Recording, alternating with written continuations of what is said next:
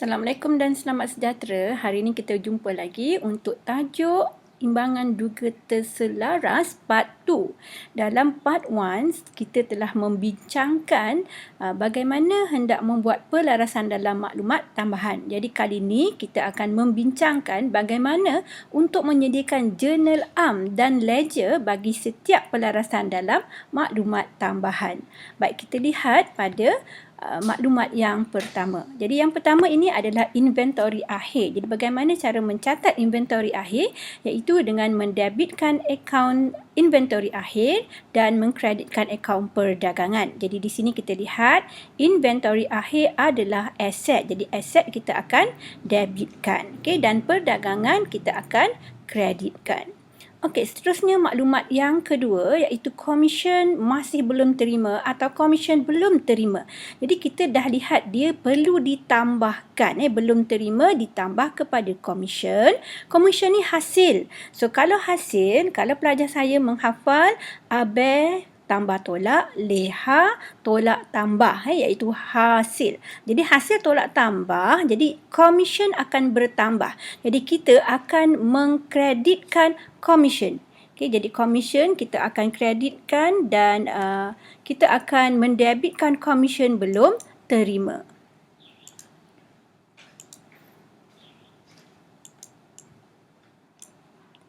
Okay.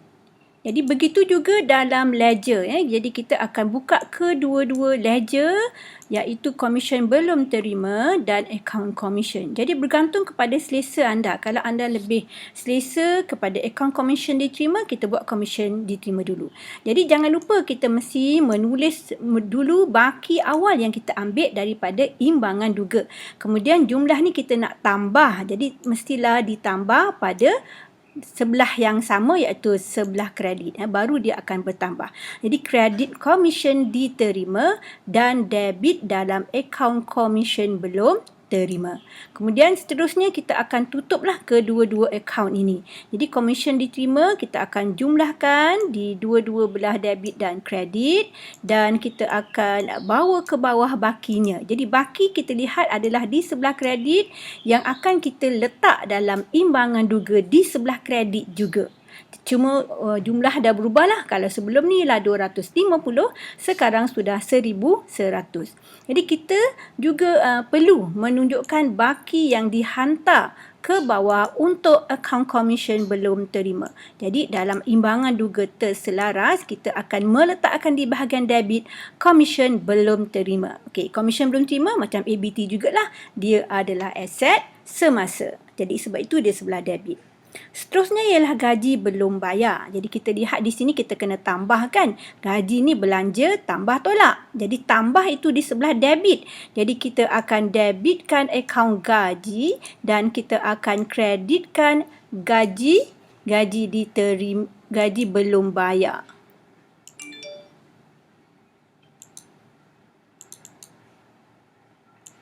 Okey, seterusnya dalam akaun gaji. Jadi tadi kita dah lihat di sini ada baki awal yang diambil daripada imbangan duga. Okey, kemudian kita akan tambahkan dengan gaji belum bayar. Okey, jadi gaji belum bayar akan diletak di sebelah kredit. Semua ini kita buat pada akhir tempoh perakaunan, iaitu Jun 30.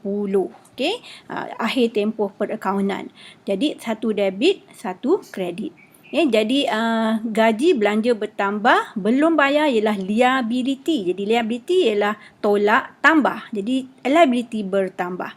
Kemudian kedua-duanya kita akan jumlahkan dan kita akan dapatkan baki untuk dihantar ke tempoh perakaunan seterusnya, iaitu 1 Julai. Okey, jadi pada 1 Julai baki ini akan kita letakkan dalam imbangan duga terselaras di sebelah debit dengan jumlah yang lebih banyak daripada asalnya. Kemudian gaji belum bayar, liability, kita pun bawa ke bawah baki dia untuk mendapatkan baki pada Julai 1, dia akan muncul dalam imbangan duga terselaras di sebelah kredit. Sebab dia ialah liability. Seterusnya ialah insurans prabayar. Kita lihat, kita dah buat keputusan untuk tolak. Jadi insurans ialah belanja tambah tolak. Jadi tolak maknanya kita akan kreditkan account insurance. Okay, jadi kita akan kreditkan account insurance dan kita akan debitkan account insurance prabayar. Okay, prabayar. Jadi begitu juga dalam ledger lah. Jadi account insurance pada asalnya kita tengok ada tak pada asalnya dalam imbangan duga ada. Jadi kita kena turunkan terlebih dahulu. Kemudian kita nak kurangkan dia. Jadi kita kena kreditkan dia opposite side. Maksudnya kita kurangkan 150. Okay, jadi kita dah kreditkan account insurance. Insurance prabayar akan kita debitkan. Jadi kemudian kita lihat sini debit kan. Maksudnya dia adalah aset. Jadi kita akan, kedua-duanya kita akan tutup dan hantar ke hadapan bakinya. Jadi jumlah untuk kedua-dua ini adalah 1,800. Jadi insurans sekarang sudah makin kurang iaitu 1,650 yang kita akan bawa ke akaun IDT di sebelah debit. Belanja insurans. Kemudian prabayar. Prabayar tadi kita dapati ini adalah aset. Jadi aset kita akan mempunyai baki debit. Okey, baki debit. Jadi baki debit ni kita letak dalam imbangan duga terselaras di sebelah debit. Faedah pinjaman pula. Okey, ini adalah belanja. Jadi belanja kita akan debitkan akaun belanja dan kita akan kreditkan akaun belum bayar atau faedah pinjaman belum bayar. Jadi kita mempunyai liability sebab ABB kan sama dengan ABB. Liability tolak tambah, liability bertambah, faedah bertambah. Jadi bila faedah ialah belanja bertambah, kita akan debitkan akaun faedah dan kita akan kreditkan faedah belum bayar sebagai bergu dia. Satu debit, satu kredit. Belanja bertambah, liability bertambah. Kemudian sekali lagi kita akan bawa ke bawah bakinya untuk dihantar ke tempoh perakaunan akan datang bermula Julai 1. Jadi ini sebelah debit dalam imbangan duga terselaras, faedah pinjaman juga di sebelah kredit. Di sebelah debit. Okey. Baik, kemudian faedah pinjaman belum bayar. Okey, belum bayar. Kita belum bayar dia adalah satu liability. Jadi kita akan kreditkan faedah pinjaman belum bayar. Begitu juga dalam imbangan duga terselaras. Okey, seterusnya ialah perabot susut nilai. Kita dah kira 589. Jadi 589 ini adalah belanja susut nilai. Jadi belanja bertambah. Okey, belanja bertambah. Okey, kemudian kita lihat sini belanja ini kita kira pengiraan berlaku pada hujung tempoh perakaunan Jun 30. Jadi satu lagi akaun pasangannya ialah susut nilai terkumpul. Jadi susut nilai terkumpul ini biasanya diberi dalam imbangan duga. Jadi kita akan letakkan baki dalam imbangan duga itu ke dalam akaun susut nilai terkumpul sebagai baki awal. Jadi baki ini akan bertambah kerana susut nilai tahun ini. Jadi baki ni kalau perhati dia ialah pada Julai 1 atau di awal tempoh perakaunan. Kemudian di hujung tempoh perakaunan Jun 30 baru kita kira susut nilai. Jadi susut nilai sebagai belanja kita akan debitkan dalam akaun susut nilai. Okey, dan tadi dah kreditkan dalam susut nilai terkumpul. Jadi susut nilai terkumpul akan bertambah. Jadi sekarang kita akan lihat berapakah baki sekarang. Jadi bakinya akan semakin banyak lah. Jadi baki yang kita dapat ini berada di sebelah kredit. Menunjukkan kita akan letak dalam IDT di sebelah kredit juga. Jadi dalam akaun susut nilai sebagaimana akaun belanja yang lain, dia akan mempunyai baki di sebelah debit belanja. So dalam IDT pun sebelah debit Baik, seterusnya ialah susut nilai kenderaan 7620. Jadi ini adalah belanja. Jadi belanja kita debit, susut nilai terkumpul bertambah. Jadi kita kredit. Jadi sekali lagi kita lihat dalam susut nilai terkumpul, kita letak dulu baki awal dia. Kemudian baki ini akan bertambah kerana susut nilai tahun ini. Jadi belanja susut nilai kenderaan juga bertambah. Di hujung kita akan tambahkan dan lihat berapakah baki yang akan dibawa ke tahun hadapan atau ke tempoh perakaunan akan datang. Jadi kita lihat sini baki 17610 akan diletakkan di sebelah kredit. So maknanya dalam imbangan duga terselaras dia akan berada di sebelah kredit. Kemudian susut nilai. Susut nilai, jadi kita akan bawa ke bawah bakinya dan hantar ke tempoh perakaunan akan datang. Ini ialah baki debit. Sebab itu dia berada di sebelah debit BB. Iaitu di sebelah debitnya lebih banyak daripada di sebelah kredit. So dalam IDT di sebelah debit, susut nilai kenderaan ialah belanja. Susut nilai terkumpul kenderaan ialah pertambahan kepada susut nilai. Baik, hutang lapuk. Hutang lapuk ini adalah belanja. Jadi dalam imbangan duga dia dah ada. Yang ini ialah baru dijumpai. So ini bermakna belanja semakin bertambah. Tambah tolak. Jadi tambah itu debit. Kemudian hutang lapuk ini menjejaskan ABT. Jadi ABT semakin berkurang.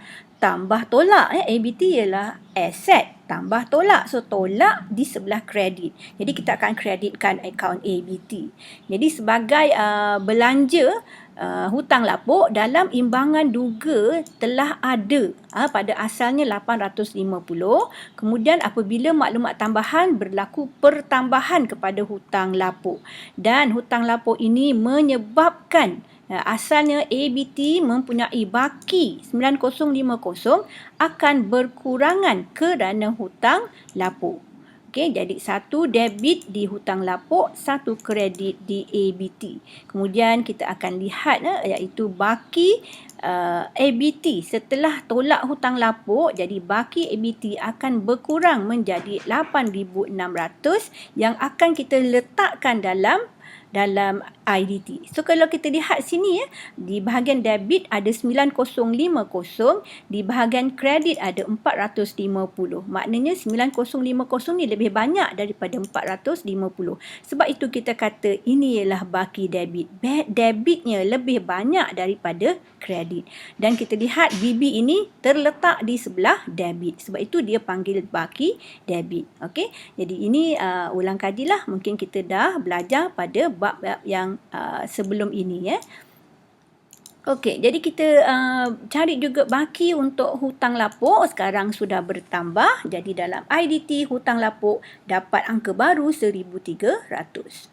Kemudian PHR, kita dah buat keputusan dia ialah pengurangan ialah hasil. Hasil ialah tolak tambah. Yang tambah itu adalah di sebelah kredit. Jadi kita akan kreditkan akaun pengurangan dan kita akan debitkan akaun peruntukan hutang ragu. Jadi kalau kita ingat lagi bagaimana menyediakan peruntukan hutang ragu, kita akan mulakan dengan baki. Baki PHR mesti kredit, baki BB. Kemudian angka ini akan berkurangan. Jadi kita kena debitkan pula opposite side. Jadi kita akan debitkan berapa banyak yang dikurang. 143. Jadi 143 ini adalah pengurangan yang akan kita kreditkan dalam akaun pengurangan. Jadi inilah akaun hasil. Kita tengok dia berada di sebelah kredit. Kemudian kita akan lihat berapakah baki akaun peruntukan hutang ragu. Dia semakin kecil. Jadi baki yang akhirnya ialah yang kita kira lah. Yang 172 tu yang kita kira. Okey, jadi itulah baki yang akan kita bawa ke IDT 172 untuk PHR. Pengurangan PHR pula kita akan dapat baki di sebelah kredit. Baki sebelah kredit, baki BB dia diletak dalam IDT 143 di sebelah kredit. Ambilan barang niaga. Jadi kita lihat sini ambilan berlaku. Jadi ambilan bertambah. Kemudian belian berkurang. Maksudnya kita kena tolak. Belian ialah belanja. Belanja ialah tambah tolak. So tolak tu kredit. So belian kita akan kredit. Kemudian kita lihat dalam akaun ambilan lah. Jadi sebelum ni tak ada ambilan. Jadi bila tak ada, kita akan terus catatkan sajalah. Ambilan debit, kemudian belian kita akan kredit dengan jumlah yang sama. Jadi jangan lupa untuk meletakkan baki awal belian daripada imbangan duga. Jadi seterusnya kita akan jumlahkan di kedua-dua belah akaun belian dan perbezaannya adalah baki. Baki yang akan dibawa ke tempoh perakaunan akan datang. Dah jadi makin sikit lah. 34,000 yang kita akan letak dalam IDT di sebelah debit. Begitu juga dengan ambilan, kita akan tutup dan bawa ke bawah bakinya dan letak di sebelah debit IDT untuk ambilan. Okey, itu sahaja untuk jurnal kali ini dan ledger, dan kita akan menyediakan imbangan duga terselaras. Okey, yang ini. Jadi di sini kita lihat semua item-item yang berwarna adalah item-item yang kita ambil daripada ledger. Kalau dalam ledger baki dia BB di sebelah kredit, kita akan letak di sebelah kredit. Macam susut nilai terkumpul, kemudian lagi apa yang kredit? Peruntukan susut nilai terkumpul, peruntukan hutang ragu. Kemudian yang ABT ni sudah ada nilai baru, belian ada nilai baru, insurans, hutang lapuk, gaji. Dan kita juga mempunyai item yang baru muncul, iaitu komisen belum terima. Item-item ini tidak ada dalam imbangan duga. Jadi item ini muncul kerana maklumat tambahan. Jadi item-item ini pun kita lihat ada dalam ledger. Jadi kita lihat gaji belum bayar sebelah kredit dalam imbangan duga, dalam ledger. Okay, jadi dalam imbangan duga pun sebelah kredit lah. Baki BB, belah kredit akan letak belah kredit dalam imbangan duga terselaras. So ini ialah item-item yang tidak ada dalam imbangan duga sebelum ini, sekarang ada dalam imbangan duga terselaras. Jadi itu sahaja untuk hari ini. Terima kasih.